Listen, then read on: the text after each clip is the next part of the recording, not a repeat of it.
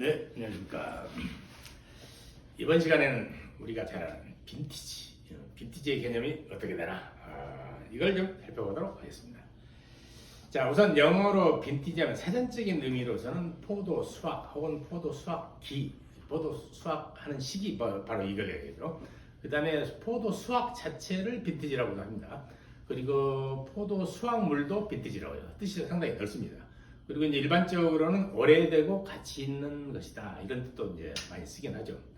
근데 불어로는 이제 둘로 나눕니다. 포도 수확은 방당주라 해서 뜻이 따로 있고, 그 다음에 이제 빈티지는 밀레짐이라고 그러죠. 그래서 이 빈티지가 좋다 나쁘다 이건 이제 기후하고는 다릅니다. 기후는 때루아르라고 해서 기후와 토양 이런 재반 환경을 묶어서 표현하는 것이고, 빈티지는 기후가 아닌 날씨라고 할 수 있죠. 그래서 빈티지에 영향을 주는 요소는 서리, 일조량, 강우량, 바람 뭐 여러 가지 영향을 이제 끼치게 됩니다. 잘 아시다시피 작년하고 올해 프랑스 쪽을 비롯한 유럽 쪽이 서리 때문에 이제 난리가 났었죠. 5월달까지 서리가 내렸으니까 맨 먼저 빈티지를 따지는 게 서리부터 옵니다. 서리가 내려버리면은 5월달이면 잎이 나와 있고 열매가 꽃대가 나와 있을 때입니다. 이때 얼음으로 뒤덮어 버리니까 냉동돼 버리는 거죠. 그래서 맨 먼저 빈티지를 딸 때는 서리 피해가 있었나 없었나 이것부터 먼저 살핍니다.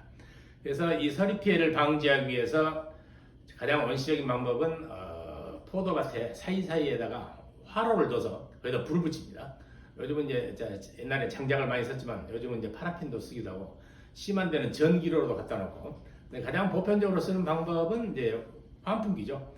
커다란 이제 프로펠러를 달아다 놓고 지상 한 10m에서 밑으로 쏴줘 버리는 겁니다. 바람 부는 날 서리가 안 내리지 않습니까? 바로 이제 그런 원리죠. 바람을 불어서 서리 방지를 이렇게 시켜주는 게 가장 이제 보편적인 방법이긴 합니다.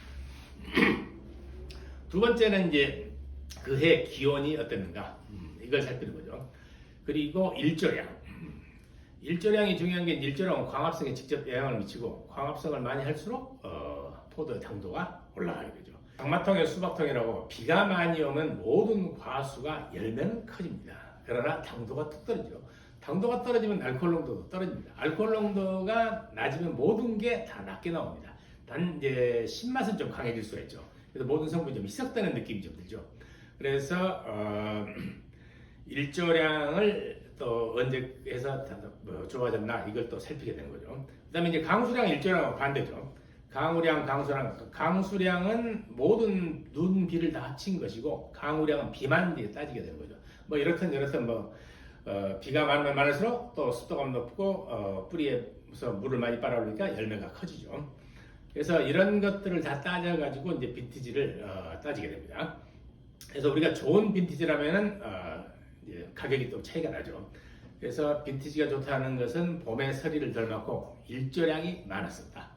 그리고 비가 적겠다. 그러니까 열매는 작고 색깔 진하고 당도가 올라가니까 수확량은 사실 적어지는 겁니다. 그래서 가뭄든 해 이때가 이제 대상 빈티지가 좋다고 이제 그렇게 이야기하죠.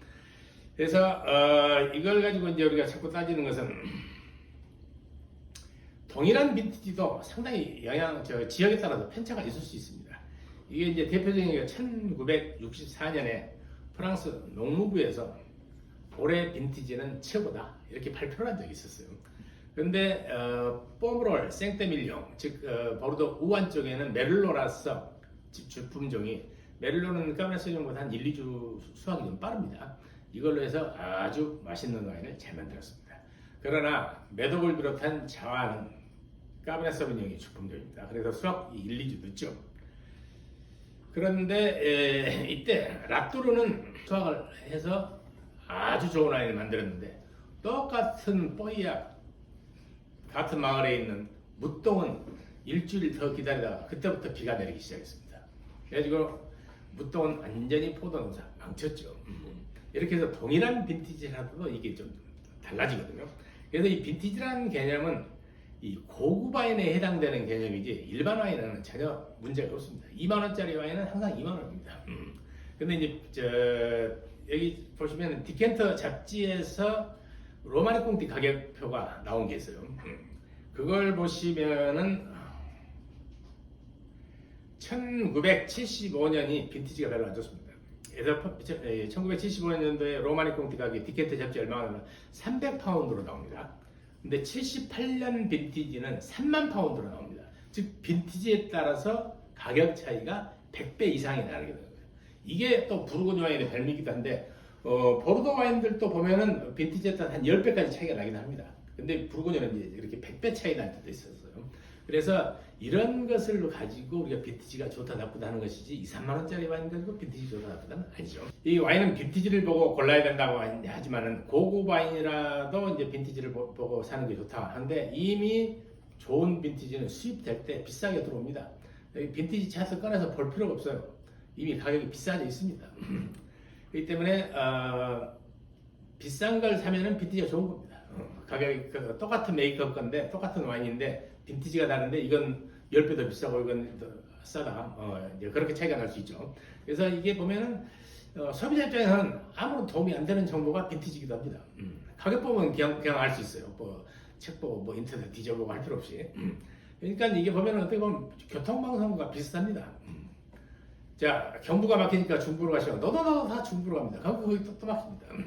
그래서 차라리 교통방송을 유료 회원을 모집해서 돈 낸 사람한테만 정보를 가르쳐 준다든지 빈티지도 그런 식으로 한다든지 그래야만 이게 된다고 그러는데 그러니까 이제 빈티지는 작년 재작년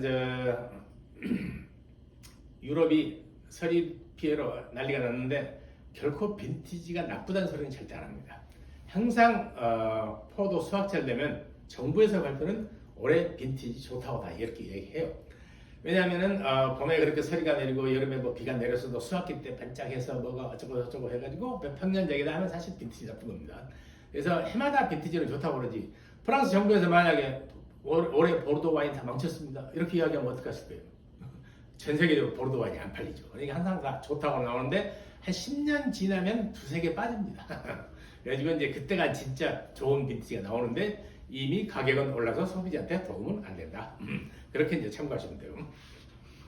그래서 이 빈티지 가지고 이제 유명한 이야기였죠. 괴테가. 그러니까 아마 아시는 분들 다 아실 거예요.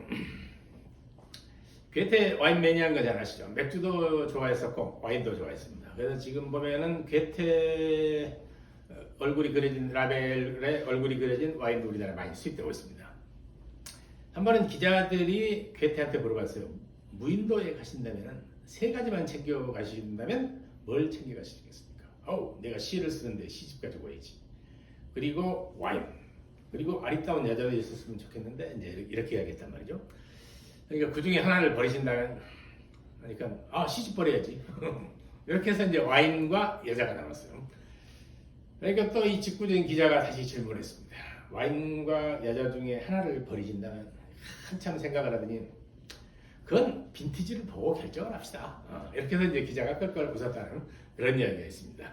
그만큼 이 빈티지가 중요하긴 하지만 소비자 입장에서 사는 입장에서는 비싼 빈티지가 좋은 빈티지다. 그렇게 인식하시면 됩니다. 감사합니다.